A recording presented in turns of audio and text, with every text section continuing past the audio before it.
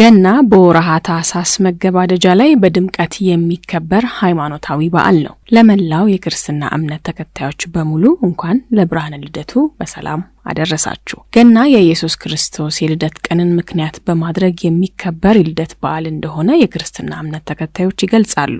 ኢትዮጵያም በየዓመቱ ታኅሳስ 29 ላይ ገናን በድምቀት ታከብራለች። ታዲያ ኢትዮጵያ ገናን ለምን ታኅሳስ 29 ታከብራለች? እንዲሁም ከኢትዮጵያ ጋር ገናን ታኅሳስ 29 ላይ የሚያከብሩ ሀገራት እነማን ናቸው? የሚሉትንና ሌሎች ተጨማሪ ጉዳዮችን እንዳስሳለን። ኢትዮጵያ በተለይም የኢትዮጵያ ኦርቶዶክስ ተዋሕዶ ቤተክርስቲያን ገናን ታኅሳስ 29 የምታከብርበት መነሻ መጽሐፍ ቅዱሳዊ ምክንያቶች እንዳሉት የሚገልጹት የሥነ መለኮት ትምህርት ምሩቅ የሆኑት ዲያቆን ኤስድሮስ ተስፌ እንዲህ ሲሉ ያብራራሉ። የጌታችን የመድኃኒታችን የኢየሱስ ክርስቶስን የልደት በዓል የኢትዮጵያ ኦርቶዶክስ ተዋሕዶ ቤተክርስቲያን ታኅሳስ 29 ታከብራለች። ታኅሳስ 29 የምታከብርበት ምክንያትም አባቶች በትውፊት እንዳስተማሩን እንዲሁም በመጽሐፍ ቅዱስ መነሻ በማድረግ ነው። በመጽሐፍ ቅዱስ በዋናነት መነሻ የምናደርገው የቅዱስ ሉቃስ ወንጌል ምዕራፍ 1 ከቁጥር 30-36 ካለው ይህንን ሙሉውን ስንመለከት የጌታችን የመድኃኒታችን የኢየሱስ ክርስቶስ ልደት ታኅሳስ 29 መሆኑን ያመለክተናል ማለት ነው።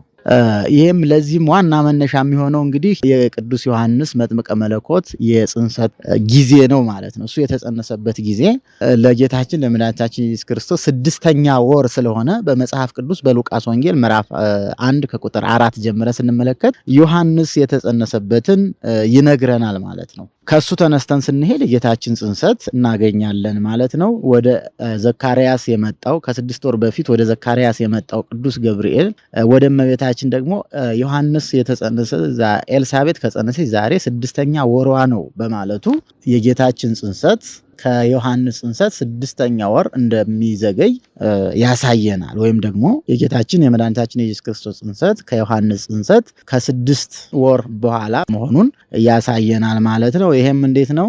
የዮሐንስ ጽንሰት ወርሃ የዘካርያስ ዘመን እንግዲህ ካህን ነው ዘካርያስ በቤተ መቅደስ የሚያገለግሉት አለ። የዘካርያስ ቤተ መቅደስን የሚያገለግልበት ወቅት ስለደረሰ ወደ ቤተ መቅደስ ገባ። ወደ ቤተ መቅደስ ሲገባ መልአኩ ተገለጸለትና ጸሎት ተሰምቶልሃል፣ ሚስትህ ኤልሳቤጥ ትጸንሳለች ብሎ ነገረው ማለት ነው።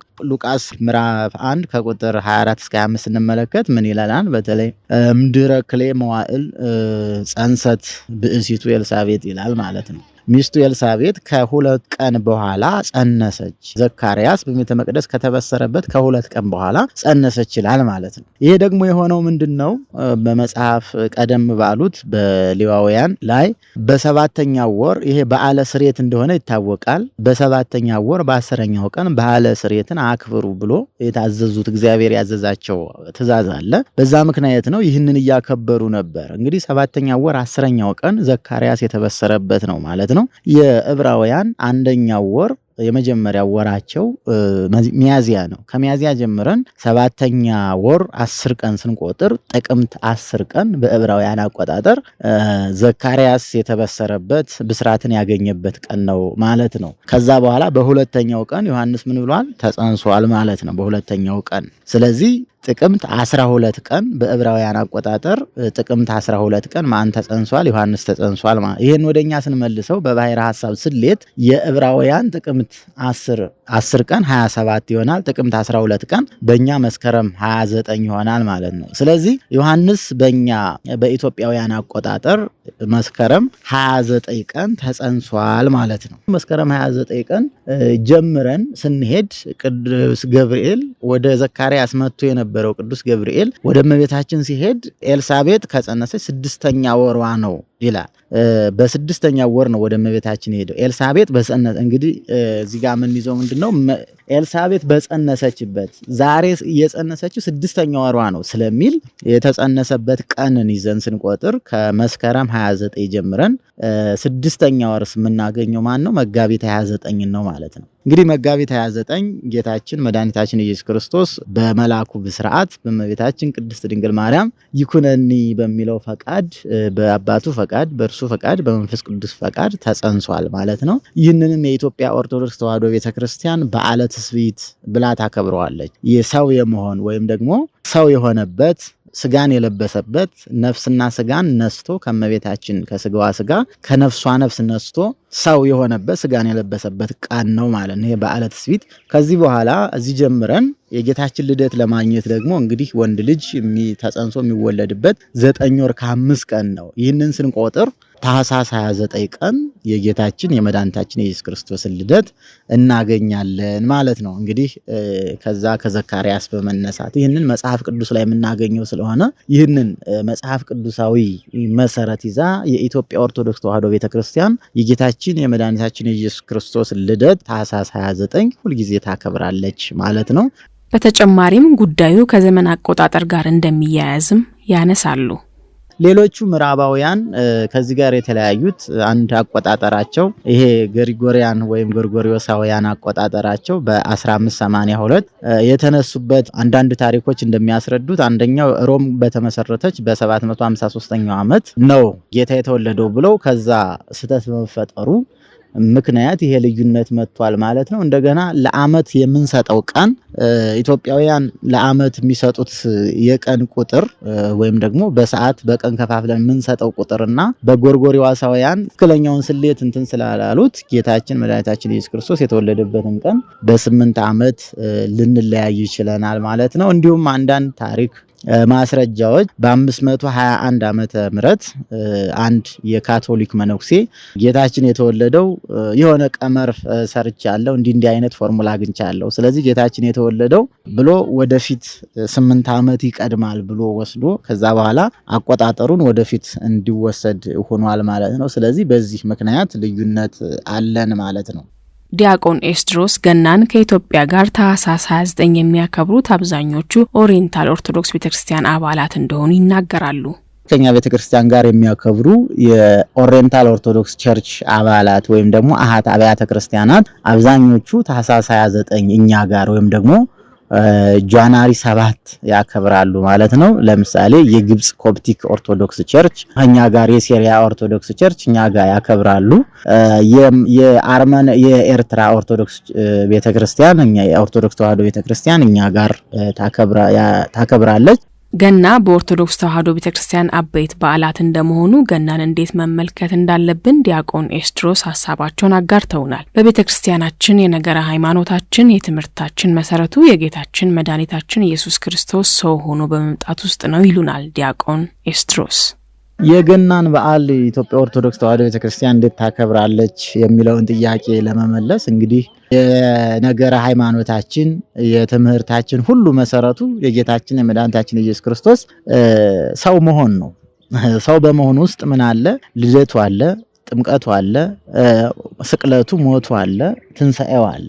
ማዕከላችን ይሄ ነው። የኦርቶዶክስ አስተምህሮት ሴንተሩ መሰረቱ ይሄ ነው።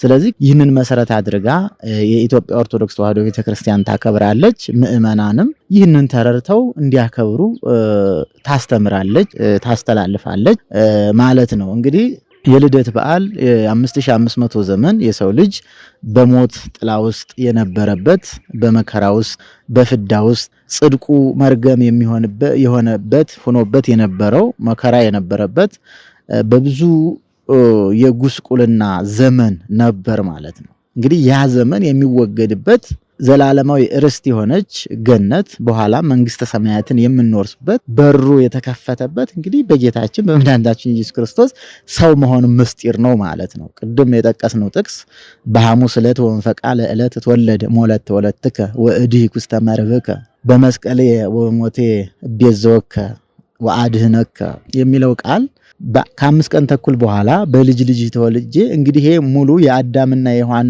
ስህተት እንዴት እንደተሳሳቱ እንዴት እንደወደቁ ከዛ እግዚአብሔር ደግሞ እንዴት ሊያድናቸው እንደመጣ በሰፊው የሚነግረን ቤተክርስቲያን የምትናገርበት የምትሰብክበት የምታስተምርበት መድረክ ልደት ነው ማለት ነው። ለምን መጣ አምላክ እንዴት ሰው ሆነ ለምን ሰው ሆነ የሚለውን የምናውቅበት ነው ማለት ነው። እዛ ወደዛ ስንሄድ በጣም እንዳይሰፋ ይህንን እያሰብን የድነታችን መሰረት የተወጠነበት መሆኑን እየተገነዘብን ጌታችን መድኃኒታችን ኢየሱስ ክርስቶስ ለኛ ያደረገልንን በማሰብ እንደገና ዳግማዊ ልደትን ያገኘንበት ወደ ቀደመ ክብራችን እንግዲህ የሰው ልጅ ክቡር ተደርጎ ነው የተፈጠረው። የፍጥረታት ሁሉ አለቃ፣ የፍጥረታት ሁሉ የበላይ ንጉስ ተደርጎ ነው አርጎ ነው ጌታችን የፈጠረን ማለት ነው። ስለዚህ ከዛ ክብር ወርደን ነበርን ወደዛ ክብር የተመለስንበት እንደ መላእክቱ ረፍቶሙ አኮቴቶሙ ረፍቶሙ ረፍታቸው ምስጋናቸው ረፍታቸው እንደተባሉት እንደ መላእክቱ እያመሰገን ለዘላለም በደስታ ከሱ ጋር እንድንኖር በር ያገኘነው በልደቱ ነው ማለት ነው። ስለዚህ የጌታችን የመድኃኒታችን ኢየሱስ ክርስቶስ ልደታችን ነው። እንደገና የተወለድንበት እንደገና የታደስንበት አዲስ ፍጥረት የሆንበት አዲስ ስርዓት የተሰራበት አዲስ ቤተክርስቲያን የተመሰረተችበት ታላቅ በዓል ነው ማለት ነው። ይህንን እያሰብን እየተገነዘብን ከሌሎች ነገሮች ርቀን የዚህ የልደቱ በረከት ተሳታፊ እንድንሆን ይህንን እየተገነዘብን ይህንን እየተማር እንድናከብረው ቤተክርስቲያናችን አበክራ ታስተምራለች ማለት ነውና በዓለ ልደትን የኢትዮጵያ ቤተክርስቲያን እንዲህ ነው የምታከብረው። ነጭ ለብሰን የሰማያውያን ቅዱሳን አካል ነን ስንል ነጭ ለብሰን በዚህ መልኩ ደምቀን ውስጣችን በንስሐ አጥበን ነጭ አድርገን ውጫችን ደግሞ ነጭ ለብሰን እናከብረዋለን ማለት ነው በዓሉ። ስለዚህ ውድ ኦርቶዶክሳውያን ይህንን በዓል የልደቱን ገናንነት የልደቱን ክብር ልደቱ ምን አይነት ሚስጥር ለኛ እንዳለው በመገንዘብ እንዲያከብሩት መልእክቴን አስተላልፋለሁ። አመሰግናለሁ። በዘንድሮ ታኅሳስ 29 2018 የሚከበረውን የገና በዓሉ የመተሳሰብ እና የሰላም እንዲሆንላችሁ አራምቤ ሬዲዮ ይመኛል። ለመላው ክርስትና እምነት ተከታዮች በሙሉ በድጋሚ መልካም በዓል።